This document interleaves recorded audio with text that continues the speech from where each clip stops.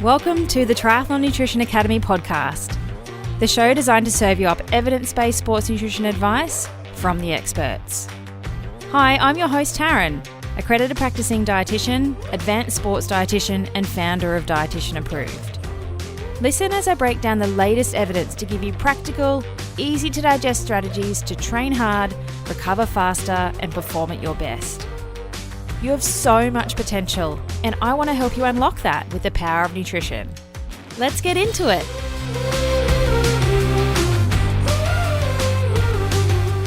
When do you start planning your race nutrition for a triathlon? This is such a good question and something that you should all consider. So we're going to talk about that today. What a lot of triathletes fail at when it comes to race nutrition is that their planning is so last minute. It's really too late, they're not prepared, they haven't practiced and rehearsed what their race nutrition plan is. And my number one rule of racing is never try anything new on race day. Unless you're racing purely to practice a plan, then that's a whole nother story. But if this is it, this is your race, then we don't want to be winging it with our race nutrition. Without a plan, you're more likely to have a not ideal race. It may not be completely horrible end of the spectrum where you're bonking or hitting the wall or you're vomiting your guts up or you're running for portaloos or things like that. But it could be that you don't have energy in your run for that back end of the race, or you're not sure how hard to push yourself because you're not sure if you're going to keep your nutrition down or not. But I want you to stop and think for a second. Aren't we doing all this training to piece it together into a decent race? Isn't that the aim of the game? It doesn't mean we're trying to race to win or to get a spot to Kona. It could simply be doing a better race than the last one. It could be racing and having a smile on your face for that event. It could be not bonking and being absolutely smashed after the race, rendering you completely useless for the whole rest of the day. Success for you could mean whatever it is, but aren't we doing this sport to race? And so we spend a lot of time on getting our bike perfect and we train, but why on earth do we not put that same level of preparation into our racing nutrition? Because what I want for you is to have confidence in your race nutrition plan.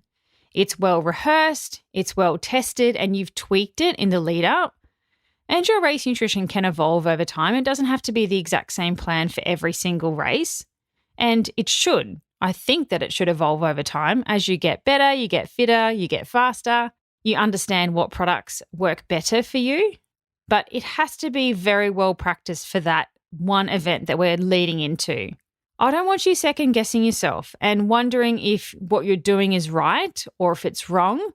Because if you're uncertain, you are way more likely to get distracted by what others are doing and do something weird at the last minute. I worked with an Ironman athlete for her first Ironman event. She was doing Port Mac Ironman a couple of years ago.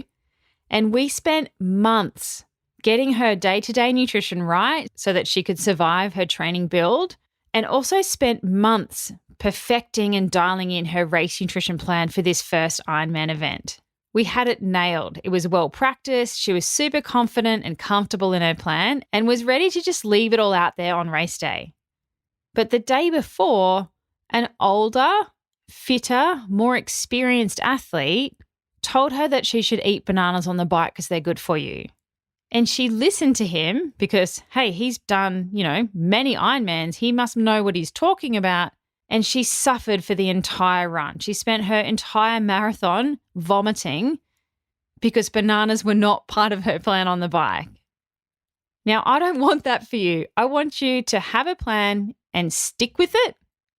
Don't get waylaid by others, even if you think they know more than you. They don't know you and how you work. So what I thought we would do today is go through each of the distances and have a chat about some things to think about when you're planning your race nutrition and roughly how long ahead you need to be doing that. The longer the distance, the more time you need to prepare. So let's start with the short stuff first. Sprint distance or thereabouts. For this distance event, we're out there for an hour or less for some people, depending on how short it is or how fast they are, up to sort of an hour 15, an hour and a half, sometimes even a little bit longer than that. Now, with this distance, you need the least amount of time to prepare your race nutrition because what you're doing in the event is less important, still important, but less important compared to the other distances. If you're a seasoned triathlete and you've done a lot of racing before, this distance may just be another training session for you, or you're using the sprint distance as a bit of a testing ground. But if you're brand new to triathlon and you're heading towards your first ever race and maybe it's some form of sprint distance, then it's probably going to take you a couple of months to get everything prepared for what your race nutrition looks like on that day. If you're new to riding a bike, you're going to need to practice taking your hands off a handlebar to grab your water bottle, pull it out from its cage without falling off, and then get it in your mouth to drink it. That's not something that you can do the first time in a race, in a stressful situation, if you are not a cyclist and you haven't done that before. Are you going to use any sports nutrition in the actual event? And if you are, whatever you're doing really should be tested and practiced in training, particularly if you're new and you're not used to having gels or blocks or sports drink while you're exercising. That is a mad skill. You have to eat and consume and breathe, but you also have to teach the body to digest and absorb. And that doesn't happen immediately or instantaneously either. You can't try that for the first time in a race when your stomach's probably not working as well as what it would in a less stressful situation in training.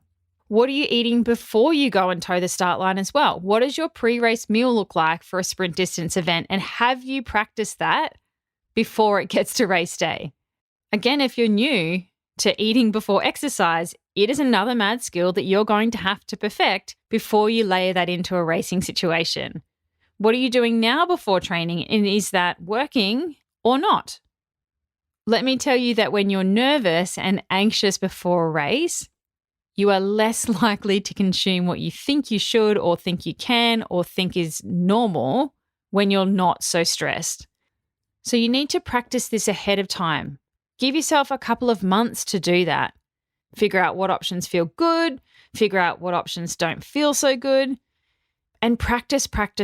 So that is going to take weeks, a couple of months even. If you're fresh and new and a complete beginner, it might take you 6 to 12 months to get yourself prepared to do a triathlon race. But over that time, you should be thinking about, all right, the end result is this sprint distance event. What am I doing on that day? And I need to start thinking and preparing for all of that now. Next up is our standard or Olympic distance racing. Now here we're racing for anywhere between sort of 2 to 3.5 hours.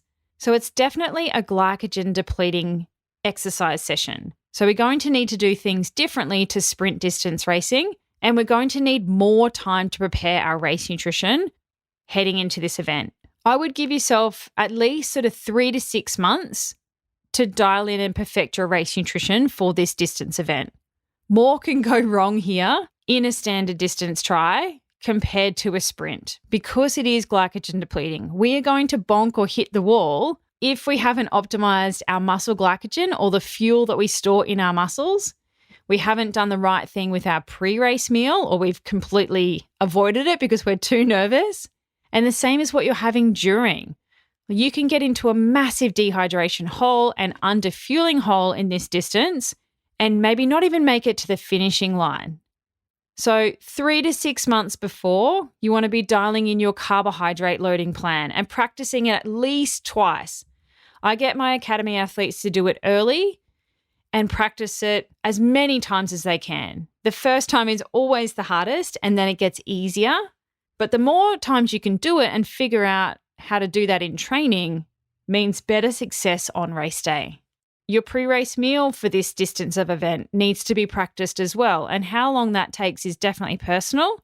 I would suggest your pre-race meal is probably going to look a little bit different to your sprint distance event. So what are you going to do differently, and how are you going to practice that in a training situation so you know exactly what it feels like and how your body responds when we turn up to the start line of our actual race. The same is what you do during an Olympic distance or standard distance race. That takes time to perfect what your racing products are, whatever that may be, how much you have, when you have it, as well as dialing in your hydration needs. We are heading into summer here down under, and it is 32 degrees Celsius today. So all of our events, as our season begins, are going to be hot.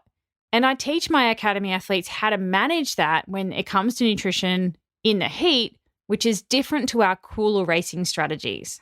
And again, something you want to practice. If you go from a hot race to a cold race, what does your racing nutrition look like that's different? And then how do we actually dial that in so it feels good for us? So give yourself a fair few months when it comes to thinking about standard distance race nutrition.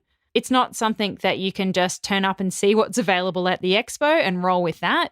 You also want to practice whatever nutrition's on course, like what sports drink are they going to offer on the run at the aid stations, and have you practiced with that? So think more strategically and think more long-term when it comes to this, because then you're more likely to be successful and have a good outcome. Are you a triathlete sick of fumbling around in the dark with your nutrition? Is nutrition the missing link in helping you reach your goals? And do you want to maximize your training efforts and level up your performance? Of course you do. Come and join me for free at Fuel School. It's a free 3-day live and online nutrition training week. And I've designed it to give you the nutritional edge in 2024 and lay the foundation of your day-to-day fueling and race nutrition. It's on the 14th to the 16th of January, 9 a.m. Brisbane time, so Australian Eastern Standard Time every day, which is 3 p.m. PST, 5 p.m. CST, and 6 p.m. EST on the 13th to the 15th of January. To register, head to fuel.school. Yep, www.fuel.school. Whether you're a seasoned triathlete or just starting your nutrition journey, this free event is your opportunity to learn from an advanced sports dietitian and triathlon nutrition specialist and transform the way you approach your nutrition for 2024. Fuel.school, it's free. I'll see you there.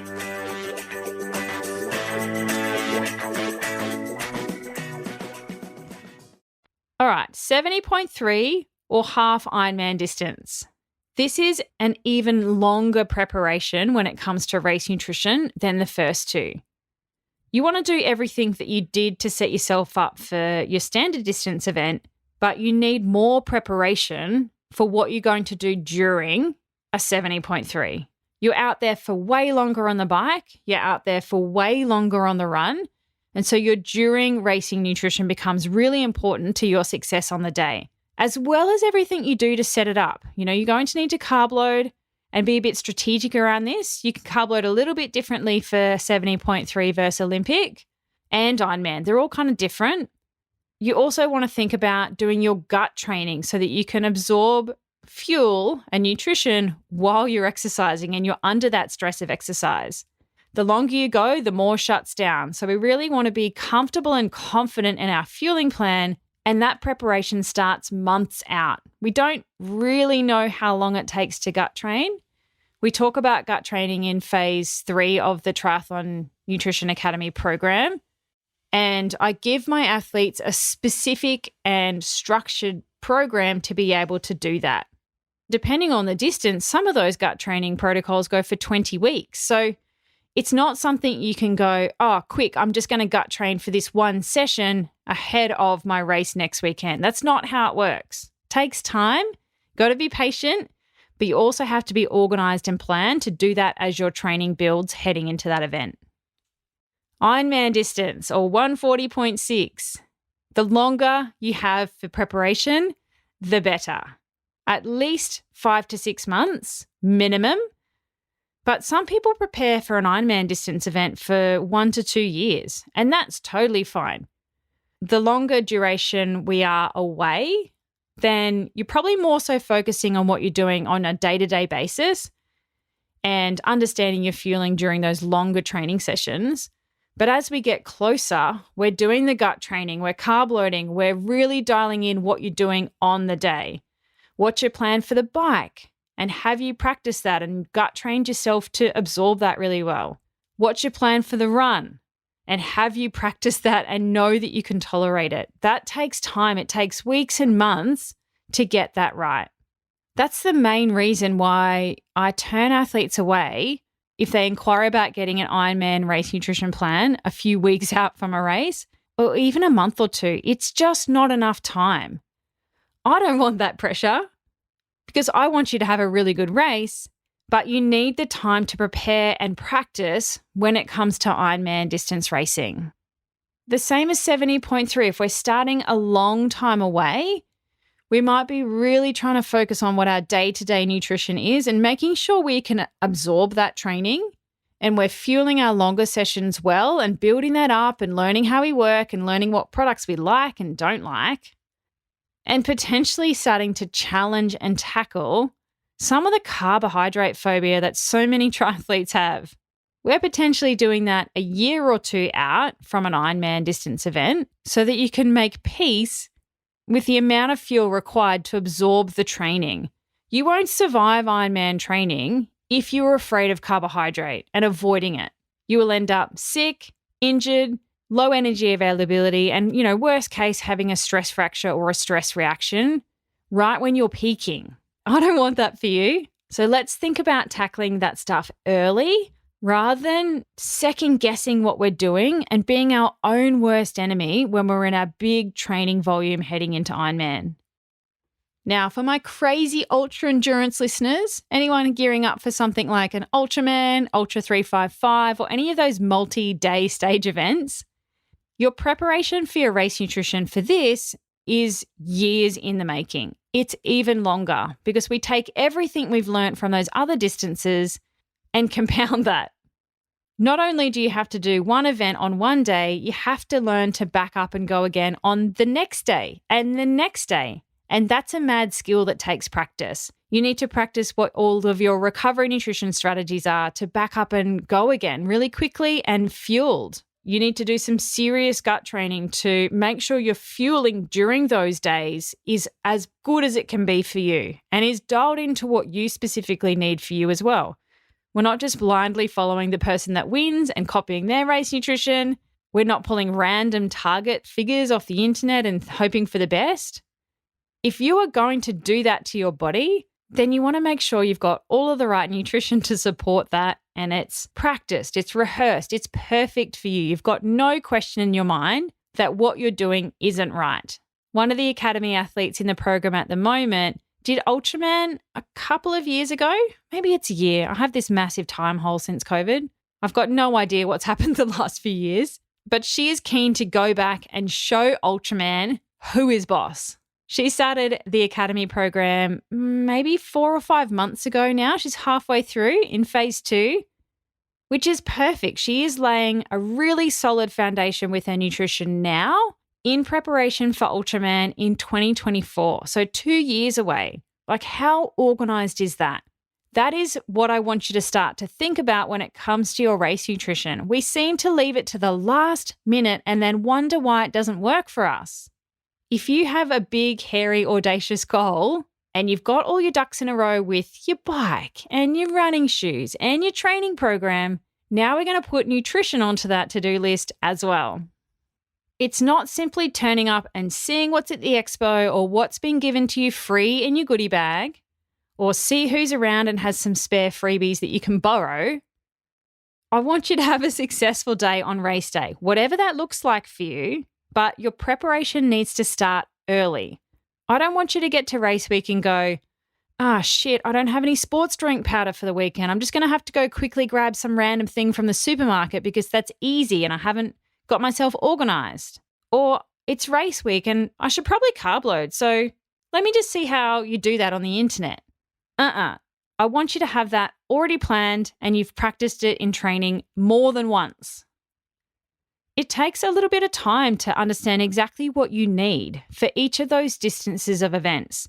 No two are the same nutritionally. They're all physiologically different. You can't halve your Ironman race nutrition to get your 70.3 plan and vice versa. It's not going to work. So you really want to have a race plan for each of those distances and practice it and perfect it over time. You need a plan. We know that athletes that have a plan perform better than those that don't. But developing that plan does take time. The longer the event, the more time it takes to prepare, mentally, physiologically, gut-wise, and nutrition. So I want you to start thinking a little bit differently. Wherever your racing is, I want you to start to think about what your race plan for that is now, no matter how far away it is. If you've got an Ironman this weekend, it's probably a little late, not going to lie. But if you're doing an Ironman in, say, 6 months or 12 months, think about your plan now. You could have a plan now and be working towards that if you know how to do that. And if you're a last minute Larry, don't stress. This is probably not the last race of that distance that you're ever going to do, right? Tick this one off as a learning experience and prepare properly for the next one. So hopefully that helps you a little bit more to think about your planning and preparation for an event.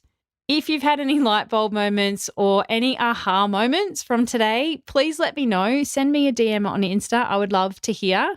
Sometimes they hide in the request folder and I don't see them straight away, but I'll always go deep diving and search in there in time. So I will catch it eventually if it does end up in that little secret hidden folder. And if you're sitting there thinking, shit, I don't have a plan for anything, I need a plan, Taryn, help me with a plan, then make sure you jump on the waitlist for our January opening of the Triathlon Nutrition Academy. Head to dietitianapproved.com/academy. That is the only way to work with me in 2023. And we go through every single distance so that you have a specific plan for you for sprint and Olympic and 70.3 and Ironman distances events, as well as everything that goes with that. You need a plan for carb loading, your pre-race meal, your hydration, what caffeine are you using, how much do you need, what do you use, when do you have it, what are you doing in the event, what are you doing on the bike, what are you doing on the run, what the heck are multiple transportable carbohydrates? Don't worry, this is my jam. I've got answers to all of those questions for you. So come and join us in January. It's going to be an epic year. And it's never too late to start. If you're racing really soon, start now with what you're doing on a day-to-day basis. And then for the next one, you'll have more information about what you actually need to do for that key event. I have a number of people that are always like, can I just jump to phase 3? I just want phase 3. And the answer is no. You have to go through our foundations of nutrition first before we move on to more top-tier advanced strategies and the sprinkles on our icing on our cake. Because if we don't build that solid cake foundation layer first, there is nothing for the sprinkles to stick to. You're putting sprinkles on the floor. But so many triathletes do that first. They take every weird supplement and pill and potion because the marketing got them, the Facebook ads got them, their training buddy got them, their coach who's probably getting money kickbacks for recommending that product got them. But you get the best bang for your buck out of what you do consistently on a day-to-day basis. It's those small little habits compounded over time that make the biggest difference. It's not the random supplement that you use once in a race. So let's get organized. Let's get a plan. Let's practice it well ahead of time so that you have the best race yet for your next one. Thanks for joining me for this episode of the Triathlon Nutrition Academy podcast. I would love to hear from you. If you have any questions or want to share with me what you've learnt, email me at podcast@dietitianapproved.com. You can also spread the word by leaving me a review and taking a screenshot of you listening to the show. Don't forget to tag me on social media at dietitian.approved so I can give you a shout out too. If you want to learn more about what we do, head to dietitianapproved.com. And if you want to learn more about the Triathlon Nutrition Academy program, head to dietitianapproved.com/academy. Thanks for joining me, and I look forward to helping you smash it in the fourth leg. Nutrition!